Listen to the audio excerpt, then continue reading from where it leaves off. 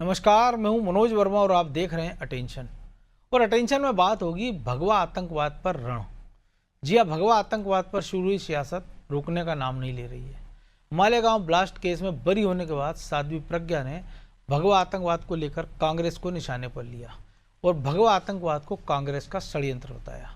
इधर साध्वी प्रज्ञा के आरोपों पर भी कांग्रेस ने पलटवार किया और ध्रुवीकरण की राजनीति करने के आरोप लगाए।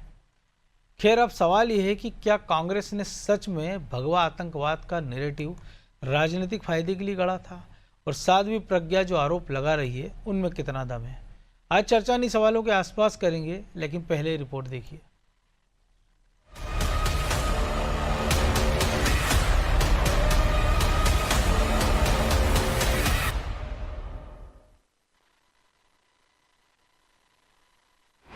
साध्वी प्रज्ञा सिंह किताब लिखेंगी, भगवा आतंकवाद की थ्योरी का राज खोलेंगी।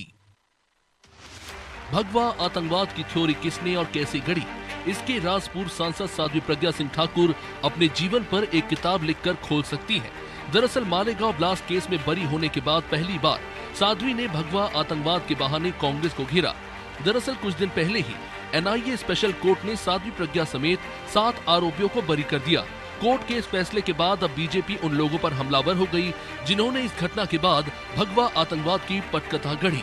लिहाजा भोपाल आने पर साध्वी प्रज्ञा ठाकुर ने भी कांग्रेस पर हिंदुओं को बदनाम करने के आरोप लगाए।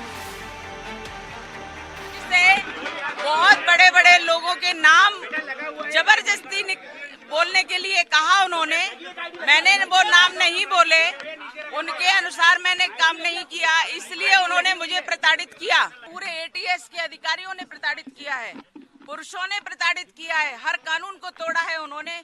मुस्लिमों के लिए उन्होंने तुष्टीकरण की नीति अपनाई है कांग्रेसियों ने, अपने शासन में उन्होंने भरपूर उपयोग किया और हिंदुओं को प्रताड़ित किया, हिंदुओं को भगवा को आतंकवाद कह दिया, हिंदुत्व को आतंकवाद कह दिया। ऐसी निकृष्टता, इतने निम्न स्तर की सोच कांग्रेस रखती है और कांग्रेस ने ये कुचक्र रचा।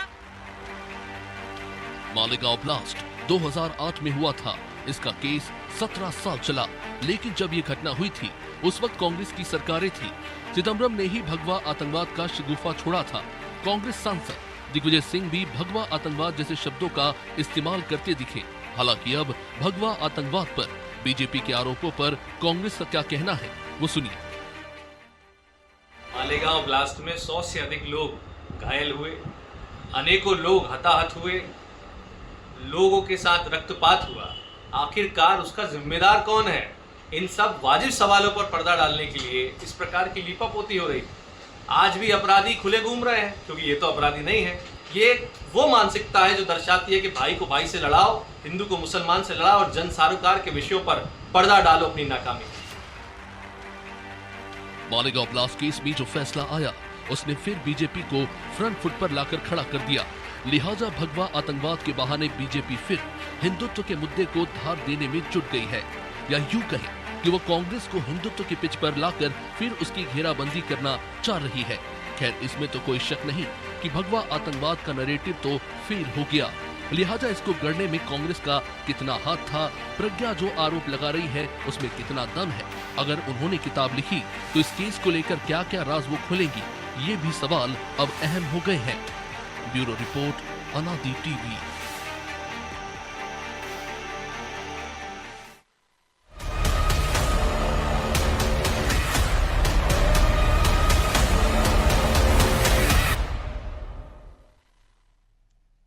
तो इसी पर चर्चा करने के लिए हमारे साथ जुड़ गए हैं वरिष्ठ पत्रकार रमेश शर्मा और हमारे सहयोगी प्रभु पटेरिया ब्रजेश चौक से। तो स्वागत है शर्मा जी आपका अनादि टीवी में। और जो बात संघ परिवार, भाजपा और खुद साध्वी प्रज्ञा कहती रही हैं, अब ऐसा वो क्या खुलासा कर सकती हैं किताब में कि जिसको लेकर कुछ एक नया भूचाल आ जाए? क्योंकि हालांकि जब से एक फैसला आया है तब से बीजेपी और संघ परिवार को तो मौका मिल ही गया हमलावर होने का। कांग्रेस भी तमाम तरह की दलीलें दे रही है। देखिए, मोटे तौर पर मुझे लग रहा है कि इसमें ज्यादा तो आएगा नहीं। करीब 10 साल पहले जो जांच अधिकारी रहे, गृह विभाग के जो अंडर सेक्रेटरी रहे केंद्र सरकार में भी, जिनको उस समय गृह मंत्री जी ने बुलाकर के कहा था कि किस किस को फंसाना है, उस पर उन्होंने रिटायरमेंट के बाद खुद एक किताब लिखी। बिल्कुल। मैं समझता हूँ वो 60-70 पेज किताब है, उसका नाम किताब का भी भूल गया और लेखक का नाम भी भूल गया, लेकिन वो जांच अधिकारी रहे लगभग 10 वर्ष पहले। भोपाल आकर के भी उन्होंने मीडिया को बाकायदा प्रेस कॉन्फ्रेंस की थी, प्रेस कॉन्फ्रेंस करके वो किताब बांटी थी। तो कुल मिलाकर के और उन्होंने बहुत स्पष्ट कहा था कि किस किस को उसमें फंसाना है और किस किस को उसमें लेना है। इसके अलावा जिन गवाहों को कहा गया था, आप अगर देखेंगे तो शुरुआत के दौर में उसमें से करीब 10 गवाहों ने बकायदा कोर्ट में ये कहा था कि पुलिस ने ये बयान लिखे हैं और हमसे कुल मिलाकर के हस्ताक्षर कराए हैं, हमको पता नहीं इन बयानों में क्या निकाला। ये सारा का सारा मीडिया की रिपोर्ट में आ चुका है। तो कुल मिलाकर के भगवा आतंकवाद को एक प्रकार का नैरेटिव सेट करना, ये एक प्रकार किसी और हिंदुओं के विरुद्ध एक योजना पूर्वक अभियान करना। हिंदू किसी पर हमला नहीं करता, लेकिन अगर कई बार वो सावधान होता है तो उसको हिंदू को हमलावर मान लिया जाता है।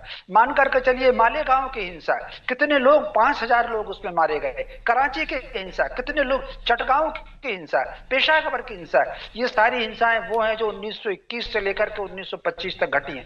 तो कुल अभी भी मुर्शिदाबाद में आ गए कुछ गुंडे और 500 परिवार वहां से चले गए। हमने अभी देखा बरेली का और संभल का देखा, मंदिरों तक पर कब्जे हैं।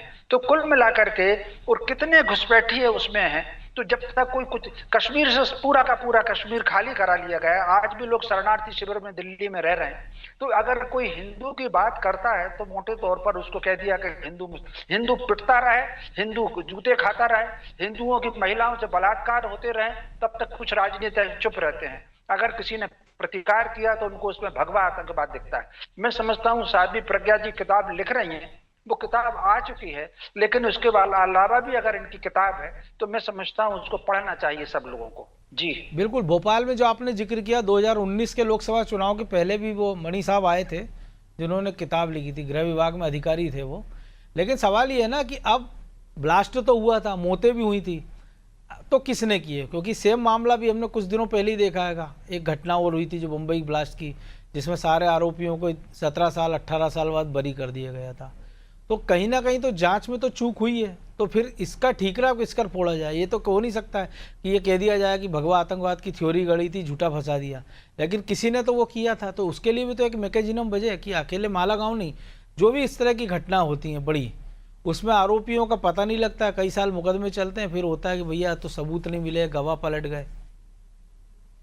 निश्चित रूप से मैं समझता हूं प्रशासन में कुछ स्लीपर सेल है जो आतंकवादियों को बचा करके चलते हैं। आप कल्पना कर सकते हैं जब बंबई में जो हमला हुआ था, जो 10 आतंकवादी आए थे और 5 अलग अलग ठिकानों पर 2-2 लोग गए थे, वो भगवा दुपट्टा डाले हुए थे, कलावा भी बांध रखा था। जब कसाब को पकड़ा गया था, अजमल कसाब, तो हाथ में कलावा था।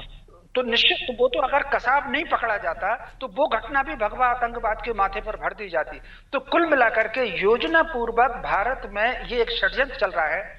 1-1.25 साल हो गया, सनातन धर्म को समाप्त करना, षड्यंत्र पूर्वक समाप्त करना, हमले से समाप्त करना, और उसमें कहीं ना कहीं भारतीय कुछ तीतर इकट्ठे हो जाते हैं। जैसे मैं गांव से आता हूं, हमारे यहाँ तीतर बहुत हुआ करते थे, तो जो शिकारी आते थे वो कुछ तीतरों को प्रशिक्षित कर देते थे, वो तीतरों को प्रशिक्षित कर देते थे, वो प्रशिक्षित तीतरों को पूरे झुंड में छोड़ देते थे, तो वो सारे के सारे तीतरों को वो जाल में फंसा देते थे। इस तरीके से ये जो सनातन विरोधी कुछ लोग षड्यंत्रकारी हैं, वो भारत में से कुछ तीतर पकड़ लेते हैं और तीतर पकड़ करके और उनको ट्रेंड कर देते हैं और उनको ट्रेंड करके तीतरों में छोड़ देते हैं। हालत ये है मनोज जी, भारतीयों की खासतौर से साथियों को जो कड़ियां उनको पहनाई गई देने के लिए, वो उनको आभूषण लगती हैं और उनका श्रृंगार कर करके अपना जीवन जीने को चलते हैं। कौन कानून अंग्रेजों के षड्यंत्र के तहत बनाया, वो कानून ज्यों के त्यों चल रहे हैं। कोई कल्पना कर सकता है 1929 में जो मोहम्मद अली जिन्ना ने 14 सूत्री मांग पत्र दिया था अंग्रेजों का, ज्यों का त्यों भारत के संविधान में शामिल है। जिस संविधान से हम चल रहे हैं वो अंग्रेजों ने बनाई थी, उसमें मुस्लिम लीग के लोग भी थे। अगर भारत बंटवारे का फैसला हो गया था तो मुस्लिम लीग के लोग संविधान में क्यों थे? उसमें से 15 अगस्त 47 को लोग कुछ चले गए, लेकिन 9 लोग संविधान सभा में बराबर बने रहे। इसमें से कुछ लोग फिर संविधान, लेकिन वो मुस्लिम लीग तो आज भी है ना हमारे देश में, केरल में सरकारें चल रही उसके सहयोग से। निश्चित रूप से। तो कहने का अर्थ जो है, इस पर अगर कोई जागृति की बात करता है तो उस पर यह आरोप लगता है कि साहब ये तो भगवा आतंकवाद है और हिंदू मुस्लिम को लड़ाने की बात है। हिंदू जागृत ना हो, अपने हितों के लिए सतर्क ना हो, अपनी सुरक्षा स्वयं ना कर सके, इसका दबाव जो सल्तनत काल से चल रहा था, उसमें से कुछ लोग अभी भी हैं जो बराबर दबाव बनाए हुए हैं। और साध्वी प्रज्ञा के ऊपर आप कल्पना कर सकते हैं किस तरीके के अत्याचार हुआ। कुछ ऐसे अत्याचार हुए हैं क्योंकि जब वो अभिरक्षा में थी, अभिरक्षा में ही फिर अस्पताल में जब आई थी, तो भगवान जी की कृपा से मैं एक बार उनसे मिलने गया था। तो जो उन्होंने उस वक्त बताई थी, सुन नहीं सकते थे जो उनके साथ एक महिला के साथ बर्ताव हुआ है। तो कहने का अर्थ जो है, वो किताब अगर लिख रही हैं तो कहीं ना कहीं उनका दर्द आएगा। ये ठीक है कि अब दिन ज्यादा हो गए हैं तो उसमें से कुछ वो नाम जोड़ सकती हैं जो अभी मैंने कुछ दिनों मीडिया में पढ़े हैं, लेकिन वो किताब पूरी बहुत अच्छी है। मणि साहब आपने अच्छा नाम बताया, उनकी किताब कई वर्षों पहले आ चुकी है। वो भोपाल में बहुत लोगों के पास थी, मेरे पास भी थी, मैंने ढूंढी लेकिन वो मिली नहीं, कहीं कोई ले ला गया जी। लेकिन प्रभु जी एक बड़ी दिलचस्प बात है, साध्वी प्रज्ञा जब शुरुआत से आरोप लगाती रही, जब इस कांड में आज जेल से निकली, लंबे समय उनका उपचार चला, सांसद बनी, उसके पहले भी और उसके बाद भी हेमंत करकरे की बात कर ले हम, चाहे मुंबई हमले में जो शहीद हुए थे उन पर बड़े गंभीर आरोप लगाती रही है। और कांग्रेस ये कह रही है कि बीजेपी इसका ध्रुवीकरण करना चाह रही है इस घटनाक्रम का। लेकिन एक और दिलचस्प बात है कि जो उस समय के तत्कालीन ATS अधिकारी थे महबूब मुजावर, उनका खुद का उन्होंने बयान दिया है कि मुझ पर बड़ा दबाव था कि मैं नागपुर जाऊं, संघ प्रमुख मोहन भागवत से बात करूं, पूछताछ करूं और उनको आरोपी बनाऊं। हालांकि साध्वी प्रज्ञा तो प्रधानमंत्री नरेंद्र मोदी, गृह मंत्री अमित शाह, तमाम सारे लोगों के नाम ले रही है। देखिए मनोज जी, ये शायद समय का के हिसाब से अपने अपने फायदे के हिसाब से बात करना है। जो अभी आपने आखिरी बात कही उस पर कह रहा हूँ, इतना 2008 का मामला, साध्वी प्रज्ञा को यदि नाम ये लेना था तो इसके पहले वो कई बार इस मुद्दे पर बोल चुकी हैं। उन्होंने तब कभी नहीं कहा कि नरेंद्र मोदी का नाम लेने के लिए कहा गया, मोहन भागवत का नाम लेने कहा गया, योगी आदित्यनाथ का नाम लेने का, तब तो मुख्यमंत्री भी नहीं बने थे योगी आदित्यनाथ। तो ये जो सारी बातें वो जो अब कह रही हैं, वो जब फैसला आने के बाद, तो शायद ये एक कोई पॉलिटिकल माइलेज लेने का उनका एक कोई गेम प्लान का हिस्सा हो सकता है ये। क्योंकि यदि ये पहले से होता तो स्वतः उनके मुंह से जो है ये बार बार बातें निकल के आती कि इनका नाम लेने को लिए कहा गया, उनका नाम लेने को लिए कहा गया है।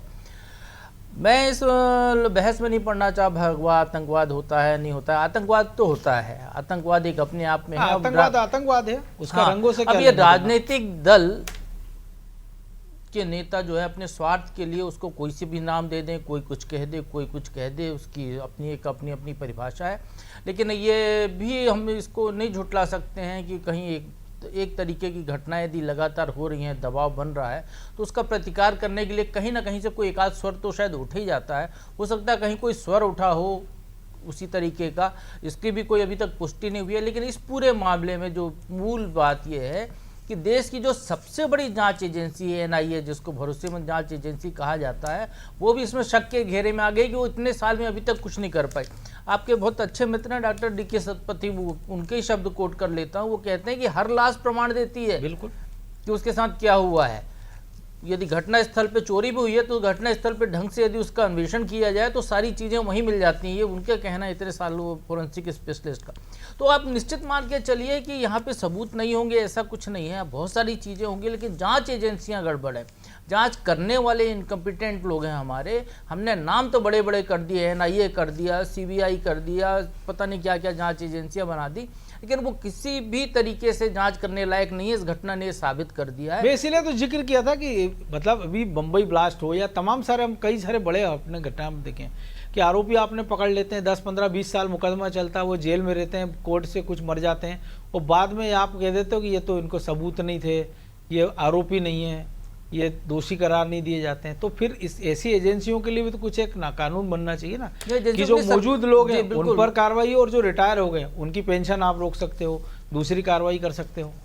मनोज जी आपने बहुत सही बात कहा, इसमें कानून ही बदलना होगा। आप जो है भले आपने जो है IPC का नाम बदल के जो है भारतीय का रख लिया हो, लेकिन आपको कानून का भारतीय न्याय संहिता, दंड संहिता से न्याय संहिता कर दिया जो है, और सारे इसकी जांच के तरीकों को बदलना होगा। हमारे देश में एक सिस्टम बना हुआ है कि FIR हुई, जिसको पुलिस, जिसको किसी नेता के मामले में हो या किसी बड़े के मामले में हो तो कहें कि FIR है, प्रथम सूचना रिपोर्ट है, इसका ज़्यादा महत्व नहीं है। लेकिन किसी और मामले में हो तो आपने उठाया, आदमी को धर के अंदर कर दिया, चालान पेश कर दिया, अब वो कोर्ट से बरी होता रहे। तो इसीलिए ज़्यादातर मामलों में आदमी कोर्ट से बरी होता है। लेकिन आप ये सोचिए कि उसके 2 साल, 6 महीने, 5 साल, 10 साल जब वो ट्रायल चलता है उतने साल उसके बेकार हुए, उसकी ज़िंदगी का नुकसान हुआ, उसकी सामाजिक मान मर्यादा खत्म हुई, परिवार अस्त व्यस्त हो जाता परिवार है। अस्त व्यस्त हो गया। इसका जिम्मेदार कौन है? तो इसमें निश्चित तौर पर ऐसा कानून बनना चाहिए कि जो भी गलत जांच करते हैं या जांच में लापरवाही करते हैं उनको तत्काल बर्खास्त किया जाए। सामने वाले की जो भी मानहानि हुआ, जिस तरीके से पिछली सरकार ने ये कहा था कि जो है लोक सेवा गारंटी कानून में यदि समय पे काम नहीं करेगा जुर्माना वसूल के जो है उसको देंगे, तो उस तरीके से हर जाने की व्यवस्था वसूली की हो सामने वाले से। तो इस तरीके के आपको कड़े प्रावधान बनाने होंगे आपको, तब जाकर सुधार होगा। नहीं तो क्या है, आपने एक NIA बनाई, बहुत अच्छी एजेंसी है, वो सरकार आई उसके हिसाब से जांच हो गई, ये सरकार आई इसके हिसाब से जांच हो गई। वही NIA को जब तक कांग्रेस की सरकार थी UPA की, तब तक सारे प्रमाण मिल रहे थे। उसी NIA को सरकार बदल गई तो सारी चीज़ें उनका वो बदल गया। ATS के मामले में भी लगभग यही होता है। तो ये सारे जो जांच की प्रक्रिया है, दोष यहाँ पर है, आप जो सिस्टम का दोष है, सरकार का दोष है, यहाँ पर सुधार करने की ज़रूरत है, तब ऐसी घटना होगी। देखिए मालेगांव में ब्लास्ट हुआ, किसने किया ये आज तक नहीं पता, कुछ लोग मरे, 6 लोग मरे उसमें, 100 से ज़्यादा घायल हुए, उसमें संपत्ति का नुकसान हुआ, बम फटा, दुनिया ने देखा, लेकिन करने वाला आज तक नहीं मिला आपको। नाम बड़े बड़े अब जुड़ते चले जा रहे हैं। वो प्रज्ञा जी कह रहे हैं, उनका नाम मोदी का नाम लेने के लिए कहा, ये कहा, वो जो एक आपने नाम लिया जो मुस्लिम पुलिस अधिकारी का, उसने भी और बड़ी बड़ी बातें की। उसने कहा मुझे केवल इसलिए लाया गया था कि एक मुस्लिम चाहिए उसमें, और फिर मेरे को 24 लोगों की टीम दी गई और मेरे को बिल्कुल पॉइंटेड कहा गया। तो तुमने किया क्यों नहीं भैया? नौकरी तो कर रहे थे ना तब। यदि तुमको कहा गया था कि नागपुर जाके मोहन भागवत की गर्दन पकड़ के ले आओ उनको या उनसे पूछताछ कराओ, तो तब गए क्यों नहीं? या उसी समय नौकरी छोड़ देते। अब रिटायरमेंट के बाद और जब फैसला आने के बाद ये जो बातें हैं, ये कुछ हजम नहीं हो रहा मनोज जी। तो ब्रजेश जी, लेकिन एक और चीज़ है ना कि जो लीजिए आरोपी रही है प्रज्ञा, वो आरोप लगा रही है, एक गृह विभाग का अधिकारी। अगर पॉलिटिकल आरोप होते कोई नेता लगाता है तो समझ में आता है कि ठीक है उसका राजनीतिक हितलाभ है, लेकिन अगर कोई ब्यूरोक्रेट ही आरोप लगाता है और वो ऐसा आदमी की जो जिसको ऐसा भी नहीं कि बाद में हमने देखा हो कि उसको कहीं सांसद बना दिया हो, कहीं मंत्री बना दिया हो, किसी लाभ के पद पे भेज दिया हो, वो भी नहीं हुआ, तो उस एंगल पर जांच तो होना चाहिए। और अगर ये है तो भी गंभीर बात है, और नहीं था और उसको करने का प्रयास किया तो भी गंभीर बात है। निश्चित तौर पर मनोज जी गंभीर बात तो है, लेकिन जितने भी अधिकारी जो प्रभु जी कह रहे हैं, जिस सिस्टम में रहते हुए विरोध क्यों नहीं करते?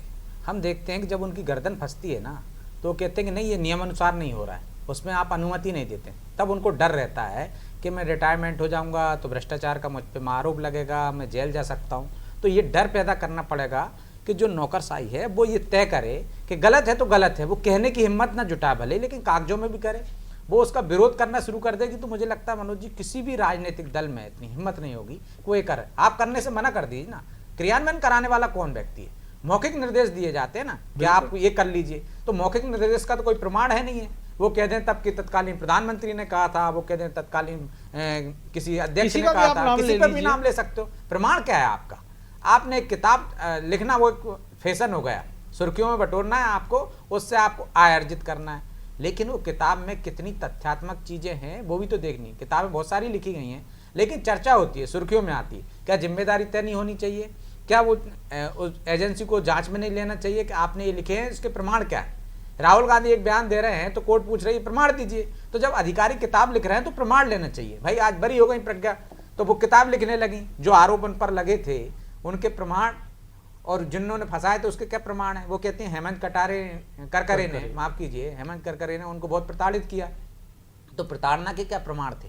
वो कहते हैं कि जो उनके साथ हुआ वो आपने आरोप लगाया ना, आपके पास प्रमाण नहीं है कुछ। तो जिस तरह से आरोप लगाए जाते हैं, मैंने देखता है अधिकारी हो गए वो भी राजनेताओं की तरह भाषा बोलने लगे। NIA की जहाँ तक बात है, जब NIA के पास ये जांच आई थी, इससे पहले यदि प्रारंभिक रूप में यदि किसी ने जांच की है, उसकी जांच की दिशा बदलने की कोशिश की है, तो आपने क्या नए सिरे से जांच की? आपने कोर्ट को ये बताया कि सवाल ये ना कि मान लीजिए अगर एक घटना हुई उसके आप 10 साल बाद एक एजेंसी बदल देते हैं, वहीं आ रहा हूँ कि ATS की जगह अब NIA जांच करेगी, तो क्या मौके पे उसको वो सबूत मिलेंगे? क्या वो उन आधार पर जांच करती है जो प्रारंभिक जांच एजेंसी जो उसको केस डायरी मिलेगी, डायरी मिलती है, जो सबूत मिलते हैं। सबूत तो मिट चुके होते हैं, तो आप उस सबूतों के आधार पर आगे बढ़ते हैं। तो आप तो आधे तो वहीं कमजोर हो जाते हैं कि आपको नए सबूत नहीं मिलेंगे। उन्हीं सबूतों में आप कुछ गड़े गए हों, कुछ आपने देखे हैं कि हम जिस तरह से देखते हैं कि पुलिस किस तरह से यदि उनको निर्देश है या वो सबूतों को तैयार करती है, तो यहाँ भी हो सकता है सबूत तैयार किए हो। प्रारंभिक जांच एजेंसी ने यदि कोई गड़बड़ी की है तो जांच एजेंसी जो दूसरी है उसको ये तय करना चाहिए कि गड़बड़ी किसने की है, कहाँ गड़बड़ी की है। तलवार दंपत्ति वाला देखिए उदाहरण है बड़ा, कितनी जांच एजेंसियां आई, क्या हुआ नतीजा? नहीं, ताजा मामला कर्नाटक देखिए ना, कर्नाटक का देख लीजिए। देवेगौड़ा के पोते, आप सोचिए गरीब महिला जो हाउसमेट थी वो 3 साल एक साड़ी संभाल कर रखती है, इतने सबूत तो पुलिस संभाल के नहीं रखती है। तो ये तमाम चीजें हैं मनोज जी जो ये संदेह पैदा लेकिन अगर सरकार वहाँ होती और जेडीएस के सहयोग होता कांग्रेस को मजबूरी में, तो हो सकता है कि हम बरी देखते उनको, हो सकता है। हाँ, तो जो प्रभु जी ने इशारा किया है ना कि सरकारें बदलने के साथ साथ जांच एजेंसियों की दिशा भी बदल जाती है। ऐसे बहुत सारे उदाहरण हैं, चाहे भ्रष्टाचार का उदाहरण हो, चाहे इस तरह के मामले हो। लेकिन यदि इसके साथ साथ जो चीज़ होती कि यदि कोई बरी हो रहा है, उसके साथ साथ असल जो जिम्मेदार हैं वो भी पकड़ लिए जाते, तो मुझे लगता है जांच एजेंसियों पर भरोसा ज़्यादा बढ़ जाता। 186 लोग की मौत हो गई मुंबई ब्लास्ट में, लगातार जेल में रहे लोग, ट्रायल हुआ, सब कुछ हुआ, और अब आप बरी हो गए। अब वहाँ के कोई इंस्पेक्टर कुछ बोल रहा है, कोई अधिकारी कुछ बोल रहा है, तो भाई ये सबूत कहाँ से आए? उन अधिकारियों को भी 120 का मुलजिम बनाना चाहिए जो सबूत गढ़ते हैं। यदि उनको मुलजिम बनाया जाएगा और ये जिम्मेदारी तय हो जाएगी कि उनको भी ये लगेगा। आप देखिए पुलिस कस्टडी में मौतों की संख्या कम हो गई, क्यों हो गई?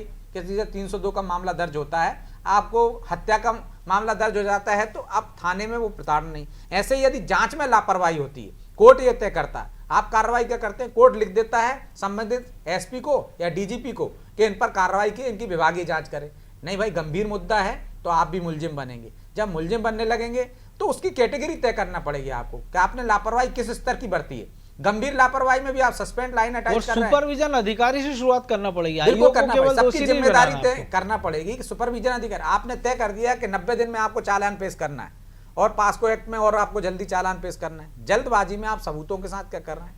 अब आप सबूतों नए तरीके से गढ़ने की बात हो गई, तो वो सबूतों से यदि आपने लापरवाही बरती है, उनको सहेजने में लापरवाही बरती है, उनको वहाँ से उठाया नहीं है, तो इसकी जिम्मेदारी भी तय होना पड़ेगी। मुझे लगता है ये सब तय हो जाएगा। जो इन्वेस्टिगेशन का जो तरीका है, जो पहले हुआ करता था, हमने देखा कि 5 लोगों के नाम दर्ज करा दिए तो पुलिस यदि जो निर्दोष है, दूर दराज कहीं बैठा है, तो उसको बाहर कर देती। आज की तारीख में कहीं पे कोई मर्डर होता है या कोई भी घटना होती है, आप 10 लोगों के नाम लिखा दीजिए, पुलिस वाले 10 में से आप किसी को बाहर नहीं करेंगे, वो कहीं भी हो। दहेज प्रताड़ना बड़ा उदाहरण है, 3-3, 4-4, 5-5 साल के बच्चों के नाम लिखा दहेज प्रताड़ना बड़ा उदाहरण है। विदेश में बैठे रहते हैं रिश्तेदार, उनके नाम लिखा देते हैं, कहा कि साहब टेलीफोन पे आपने प्रताड़ना दी, टेलीफोन पे आपको कोई कह रहा रख दी। 80 साल का ससुर है, मान लीजिए, खुद जीवन से प्रताड़ित है, बिस्तर पे पड़ा है, तो ये इन्वेस्टिगेशन का जो तरीका है वो सुधार होगा और उसकी जिम्मेदारी तय होगी। मुझे लगता है तब इस तरह के मामलों में कमी आएगी और सजा का स्तर भी बढ़ जाएगा। तो उम्मीद की जाना चाहिए कि नेता ये जो बयानबाजी कर रहे हैं उसके हटकर भी कुछ आगे का सोचेंगे। बहरहाल वक्त इतना ही था। बहुत धन्यवाद शर्मा जी आपका। तो भगवा आतंकवाद पर रण, और ये अभी थमता दिखाई नहीं देगा, क्योंकि संसद का सत्र भी चल रहा है और नेताओं को ऐसा मुद्दा मिल गया है ये कि जो लंबे समय तक भुनाने के लिए उनके काम आएगा। और ख़ासतौर से जब चुनाव की प्रक्रिया शुरू हो गई है, मान लीजिए अभी बिहार में चुनाव है, फिर आने वाले दिनों पश्चिम बंगाल है, तो ये गड़े मुर्दे फिर से निकाले जाएंगे। लेकिन सवाल सबसे बड़ा यही है कि 6 जाने तो गई हैं, या जो भी घटना होती है उसमें जाने जाती हैं, घायल होते हैं, और अगर जो आरोपी जांच एजेंसियों ने पकड़े हैं वो नहीं है, तो फिर वो घटनाएं किसने की है, उन पर कब कार्रवाई होगी, उनको कब कानून के फंदे में फांसा जाएगा। अटेंशन में आज इतना ही। मुझे दीजिए इजाज़त और आप देखते रहिए अनादि टीवी। नमस्कार।